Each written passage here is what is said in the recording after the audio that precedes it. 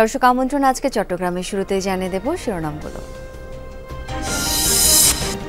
কর্মকর্তা কর্মচারীদের কলম বিরতিতে চট্টগ্রাম কাস্টম হাউসে অচল অবস্থা, ব্যাহত আমদানি রপ্তানি কার্যক্রম, পণ্য জট সৃষ্টির শঙ্কা। আমরা রেভিনিউ আদায় করতে পারতেছি না, কলম বিরতির কারণে কাস্টম কোনো সিগনেচার করতেছে না। এক্সপোর্টের অনেকগুলো কাজ থাকে, তো ওই কাজগুলো আমার এখানে আসার কারণে ওই দিকে আমি আর যেতে পারছি না। কালুরঘাটে রেল কাম সড়ক সেতুর ভিত্তিপ্রস্তর স্থাপনে কর্ণফুলী দুপারে স্বস্তি, উচ্ছ্বসিতদের আনন্দ মিছিল, দ্রুত নির্মাণ কাজ শুরুর তাগিদ। রোশানল এবং ষড়যন্ত্রের শিকার না হইয়া বাস্তবায়ন চাই। এটা আন্তর্জাতিক কন্ডাক্টর কাজ করবে, আন্তর্জাতিক পরামর্শক নিয়োগ করা হচ্ছে, এটাও আন্তর্জাতিক টেন্ডারের মাধ্যমে হচ্ছে। গ্রীষ্মের সুস্বাদু ফল লিচুতে সয়লাভ রাঙামাটির বাজার, চাহিদা মিটিয়ে সরবরাহ হচ্ছে দেশের বিভিন্ন প্রান্তে, ভালো দামে খুশি বাগানীরা। এর আগে তো ৮০ টাকা ৭০ টাকা ৬০ টাকা বিক্রি হয়েছে, এবছর মোটামুটি লাভজনক। আগের চেয়ে এবছরে দাম অনেকটা বেশি পেয়েছে, ডবল পেয়েছে।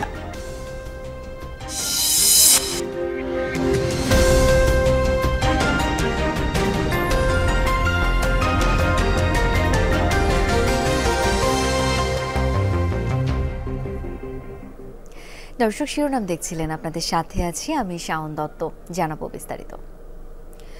কর্মকর্তা কর্মচারীদের কলম বিরতিতে ৫ ঘণ্টা কার্যত অচল চট্টগ্রাম কাস্টম হাউস।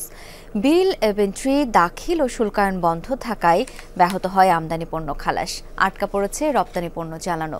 শনিবারও কর্মসূচি ঘোষণা করেছে এনবিআর সংস্কার ঐক্য পরিষদ। দ্রুত সমাধান না হলে বন্দরে পণ্য জট সৃষ্টির শঙ্কা ব্যবসায়ীদের। সকাল 10টা থেকে কলম বিরতি শুরু করেন চট্টগ্রাম কাস্টম হাউসের কর্মকর্তা কর্মচারীরা, চলে বিকাল ৩টা পর্যন্ত। এনবিআর বিলুপ্ত করে দুটি পৃথক বিভাগ করার প্রতিবাদে এনবিআর সংস্কার ঐক্য পরিষদের ব্যানারে দ্বিতীয় দিনের মতো চলে এই কর্মসূচি।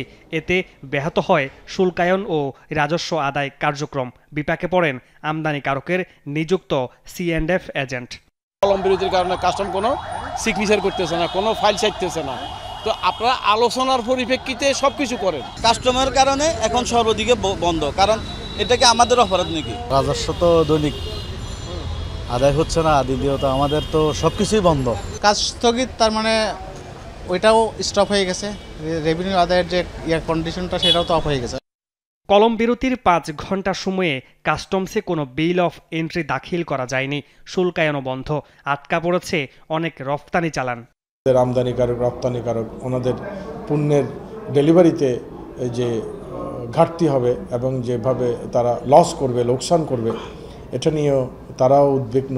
সকালে আসি, রাত্রে যায়, কিন্তু আমাদের প্রতিদিনের কাজ প্রতিদিন শেষ করতে পারি না এবং বিল অফ এন্ট্রি সি নাম্বারগুলো প্রতিদিন পড়তেছে না। কোনো কাজ নেই, অনেক টাকা জমি আছে, আমরা সিরিয়াল দিয়ে বসে থাকছি, কোনো কার্যক্রম চলতেছে না, ফাইল অনেক জমা হয়েছে, আমাদের অসুবিধা হচ্ছে, অনেকের নোটিশ অ্যাসেসমেন্ট কিছু করতে পারতেছে না। এই যে প্রবলেম, সামনে যে সমস্যাগুলো উদ্ভব হয়েছে বা কন্টিনিউশন করতেছে, সেগুলি সুরাহা করে ব্যবসায়ী সমাজকে বাঁচানো উচিত। একদিকে চট্টগ্রাম বন্দরে নির্ধারিত সময়ের বেশি সময় পণ্যবাহী কন্টেইনার ফেলে রাখলে জরিমানা গুনতে হচ্ছে, অন্যদিকে কাস্টমস কর্মকর্তাদের কলম বিরতির কারণে পণ্য খালাস করা যাচ্ছে না। এ নিয়ে উদ্বিগ্ন ব্যবসায়ী নেতারা। কাস্টম অফিসাররা কাস্টম হাউসে স্ট্রাইক করতেছে, এনবিআর স্ট্রাইক করতেছে, কলম বিরতি করতেছে, আমরা কোথায় যাব? দেশ কোথায় যাবে? কাস্টম অ্যান্ড পোর্ট দুটো একসাথে আমাদের সাথে লেগে গেছে, আমরা 4 গুণ কেন পোর্ট চার্জ দেব? আগামী শনিবারও 5 ঘণ্টা কলম বিরতি কর্মসূচির ঘোষণা দিয়েছেন কর্মকর্তা কর্মচারীরা। মামুন নুরশিদ অভি, যমুনা নিউজ, চট্টগ্রাম। দর্শক, জগন্নাথ বিশ্ববিদ্যালয়ের চলমান আন্দোলন নিয়ে এই মুহূর্তে কথা বলছেন শিক্ষক সমিতির সাধারণ সম্পাদক। সরাসরি চলে যেতে চাই তার বক্তব্যে। আপনাদেরই ভাই বোন, আপনাদেরই সন্তানরা লেখাপড়া করে, 18,000 শিক্ষার্থী মানবতর জীবনযাপন করে। একটি শিক্ষার্থীর জন্য বিগত 20 বছরে 1 টাকাও আবাসন ভাতা প্রদান করা হয়নি। জগন্নাথ বিশ্ববিদ্যালয়ের শিক্ষার্থীদের জন্য প্রতিষ্ঠার 20 বছরেও একটি হল নির্মাণ করা হয়নি। এর চেয়ে বড় বৈষম্য এই আল্লাহর দুনিয়ায় আর দ্বিতীয়টি কোথাও নেই। এই দাবিকে সামনে রেখে আমাদের জবি ছাত্র ঐক্য নামে আমাদের যত ক্রিয়াশীল সংগঠন আছে সবাই একই ব্যানারে একত্রিত হয়ে 3 দফা দাবি নিয়ে আন্দোলন শুরু করেছে। প্রথম দাবি হলো, যতক্ষণ পর্যন্ত আবাসিক হল নির্মাণ না হবে প্রতিটি শিক্ষার্থীকে 70% আবাসন ভাতা দিতে হবে। আমাদের দ্বিতীয় দাবি ছিল, নিড বেসিস আমাদের যে বাজেট, সেই বাজেট আমাদের অ্যাকাউন্টস থেকে করে দেয়া হয়েছে, সেটি 306 কোটি টাকা। এর আগেও দেয়া হয়েছিল। ঢাকা বিশ্ববিদ্যালয় যেখানে 900 কোটি টাকা বাজেট পায়, সেখানে জগন্নাথ বিশ্ববিদ্যালয়কে বাজেট দেয়া হয় 140 কোটি টাকা। এর চেয়ে লজ্জার আর কোনো বিষয় থাকতে পারে না। আমরা নিড বেসিস 306 কোটি টাকার আমাদের উপস্থাপিত বাজেটটি কর্তন না করার জন্য আমরা সরকারের প্রতি আহ্বান জানিয়েছি। আর তৃতীয় দাবিটি ছিল, আমাদের যে দ্বিতীয় ক্যাম্পাস, সেই দ্বিতীয় ক্যাম্পাসের যাবতীয় কাজ যেন সরকারের অগ্রগতিমূলক যে প্রজেক্টগুলো আছে সেই প্রজেক্টে অন্তর্ভুক্ত করা হয়, এটা আমরা বলেছিলাম। তো সেই 3টি দাবি নিয়ে আমরা গতকালকে মার্চ ফর যমুনা আমাদের শান্তিপূর্ণ কর্মসূচিতে আমাদের সকল শিক্ষক, কর্মকর্তা, কর্মচারী এবং শিক্ষার্থীরা আমরা এসেছিলাম। জগন্নাথ বিশ্ববিদ্যালয়ে চলমান আন্দোলন নিয়ে ব্রিফ শুনছিলাম এতক্ষণ। এদিকে প্রাইম মুভার ট্রেলার কর্মবিরতির কারণে চট্টগ্রাম বন্দর থেকে পণ্য পরিবহন বন্ধ রয়েছে। এ বিষয়ে আমরা আরও জেনে নিতে চাই। এখন যুক্ত হচ্ছেন সহকর্মী জোবায়েদ ইবনে শাহাদাত। জোবায়েদ, পণ্য পরিবহন বন্ধে বন্দরে কি কি জটিলতা তৈরি হয়েছে জানাবেন বিস্তারিত।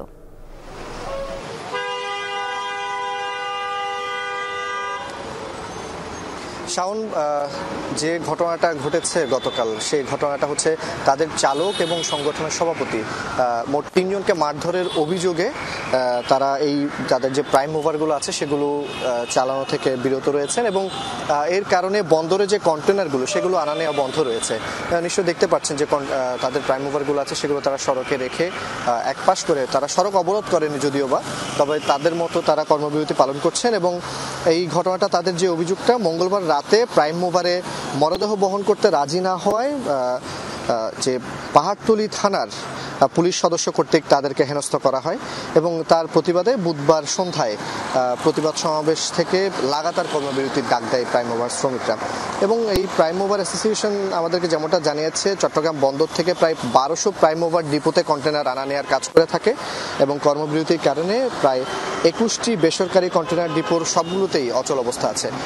আমরা যতটুকু জানতে পেরেছি শ্রমিক ইউনিয়ন নেতাদের সাথে কথা বলে, যে আজকে পুলিশের ঊর্ধ্বতন মহলের সাথে এই প্রাইম মুভার শ্রমিকদের একটা বৈঠক হওয়ার কথা রয়েছে এবং সেটা বৈঠকটা এখনো চলছে যতদূর আমি খবর পেয়েছি। এবং সেই বৈঠকের পরেই আসলে বলা যাবে যে তাদের কর্মবিরতিটা আরো কতক্ষণ চলবে বা সামনে চলবে কিনা, বা এটা থেকে সুস্পষ্ট কোনো সমাধান আসছে কিনা, নাকি তারা কর্মবিরতি চালিয়ে যাবে। জোবায়েদ, ধন্যবাদ আপনাকে। রাঙ্গামাটির বাঘাইছড়িতে একটি মালবাহী ট্রাক্টর উল্টে প্রাণ হারিয়েছে 3 শ্রমিক, আহত ট্রাক্টর চালক। দুপুরে উগলছড়ি এলাকায় এই দুর্ঘটনা হয় বলে নিশ্চিত করেছেন বাঘাইছড়ি উপজেলা নির্বাহী কর্মকর্তা শিরিন আক্তার। তিনি বলেন, 6 চাকার একটি গাড়ি উল্টে এই হতাহতের ঘটনা ঘটে। নিহতরা সবাই শ্রমিক, তবে তাৎক্ষণিকভাবে তাদের নাম পরিচয় পাওয়া যায়নি। পরিচয় জানতে চেষ্টা চলছে বলে জানিয়েছে উপজেলা প্রশাসন।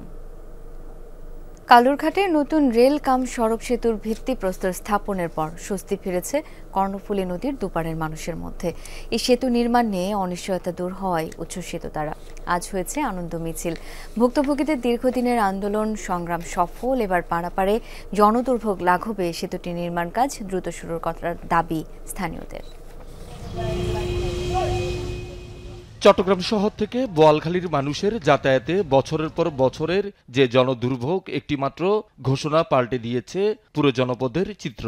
দীর্ঘ প্রতীক্ষা আর আন্দোলন সংগ্রামের পর বুধবার কালুরঘাটে নতুন রেলকাম সড়ক সেতুর ভিত্তিপ্রস্তর স্থাপন করেন প্রধান উপদেষ্টা ডক্টর মোহাম্মদ ইউনূস। এরপর থেকে কর্ণফুলীর দুপারের মানুষ উচ্ছ্বসিত।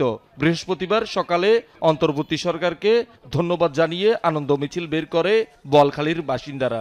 ভিত্তি স্থাপন করে গেছে। আমরা বোয়ালখালীবাসী, পটিয়াবাসী, জনসাধারণ আমরা অনেক আনন্দিত। প্রত্যাশা পূরণ হয়েছে, এই জন্য আল্লাহর দরবারে লাখো কোটি শুকরিয়া জ্ঞাপন করে। এই কালুঘাট ব্রিজ নিয়ে চট্টগ্রামের দক্ষিণের মানুষ অনেক বিব্রত। আমরা খুশিতে আত্মহার আমরা বোঝাতে পারছি না, ভাষায় প্রকাশ করতে পারছি না। নতুন কালুরঘাট সেতু হয়ে গেলে যাতায়াতে দুর্ভোগ লাঘবের পাশাপাশি বোয়ালখালী ও তার আশপাশের এলাকার আর্থসামাজিক অবস্থার উন্নয়ন হবে বলে আশা স্থানীয়দের। আমাদের ছেলে মেয়েরা যারা আছে, অনেক সময় আমরা শহরে লেখাপড়া করাতে পারি নাই আসা যাওয়ার কারণে। এই বোয়ালখালী সেতুর মাধ্যমে আমরা আল্লাহর রহমতে অনেক ভালোর দিকে চলে যাবো। এখানে আবাসিক এরিয়ার মতো ইনশাল্লাহ হয়ে যাবে। আমাদের এখানে পাহাড়ি অঞ্চল আছে, এখানে পর্যাপ্ত পরিমাণে জায়গা আছে, মিল ইন্ডাস্ট্রি করার মতো সব কিছু আমাদের এখানে আছে। আল্লাহর রহমতে আমরা এই ব্রিজে আমরা খুশি। উন্নয়নের কোনো ধারা ছোঁয়া আমরা পাই নাই এখানে। যদি সেতুটা হয়ে যায় আমাদের অনেক উন্নয়ন হবে বোয়ালখালীবাসীর। এখন দুই পারের মানুষের প্রতীক্ষা কখন সেতুর নির্মাণ কাজ শেষ হবে। ঠিকাদার নিয়োগ সহ সব প্রক্রিয়া দ্রুত শেষ করার দাবি তাদের। এই সেতু আর কোনো বাধা বিঘ্ন না থাকে, নির্বিঘ্নভাবে এই সেতু যাতে নির্মাণ কাজ সম্পন্ন হয়। এখানে আন্তর্জাতিক কন্ডাক্টর কাজ করবে, আন্তর্জাতিক পরামর্শক নিয়োগ করা হচ্ছে, এটাও আন্তর্জাতিক টেন্ডারের মাধ্যমে হচ্ছে। এটালে অনেক তালবাহানা হয়, অনেক রকম বিভিন্ন রকম ষড়যন্ত্র হয়। আমরা যাতে রোষানল এবং ষড়যন্ত্রের শিকার না হইয়া বাস্তবায়ন চাই। এটা পূর্বাঞ্চল রেল কর্তৃপক্ষ জানিয়েছে নতুন সেতুর উচ্চতা হবে 12.20 মিটার, সম্ভাব্য ব্যয় 11,560 কোটি টাকা। শহীদুল সুমন, যমুনা নিউজ, চট্টগ্রাম। বন্দরনগরীতে শেষ হয়েছে চট্টগ্রাম টেলিভিশন রিপোর্টার্স নেটওয়ার্ক সিটিআরএন আয়োজিত প্রথম কর্মশালা। নগরীর আগ্রাবাদে ইন্টারন্যাশনাল ট্রেড অ্যান্ড শিপিং বিষয়ক এই কর্মশালায় 3টি সেশন অনুষ্ঠিত হয়। বন্দর ব্যবস্থাপনা, পরিকল্পনা, শিপিংয়ের রীতি ও চর্চা এবং বহির্বাণিজ্য রিপোর্টিং নিয়ে আলোচনা করেন রিসোর্স পার্সনরা। চট্টগ্রামে বিভিন্ন টেলিভিশনে কর্মরত অর্ধশতাধিক সাংবাদিক এই কর্মশালায় অংশ নেন। পরে তাদের মধ্যে সনদ বিতরণ করা হয়। রাঙামাটির বাজারে আসতে শুরু করেছে গ্রীষ্মের সুস্বাদু ফল লিচু।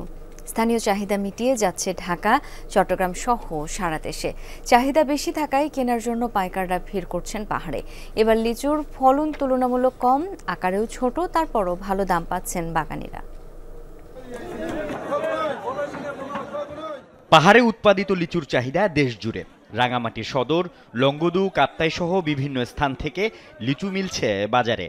নিতে আসছেন ঢাকা ও চট্টগ্রামের ব্যাপারীরা। গতবারের তুলনায় উৎপাদন কম হলেও ভালো দাম পাচ্ছেন বলে দাবি বাগানীদের। লিচু অন্যান্য বছরের তুলনায় এবছর 110-20, এর আগে তো 80 টাকা, 70 টাকা, 60 টাকা বিক্রি হয়েছে। এবছর মোটামুটি লাভজনক। 70,000 লিচু হয়েছে। মোটামুটি আগের চেয়ে এবছরে দাম অনেকটা বেশি পেয়েছে, ডবল পেয়েছে। প্রতি হাজারে 1500 টাকা, 1600 টাকা এরকম বিক্রি করা হয়েছে।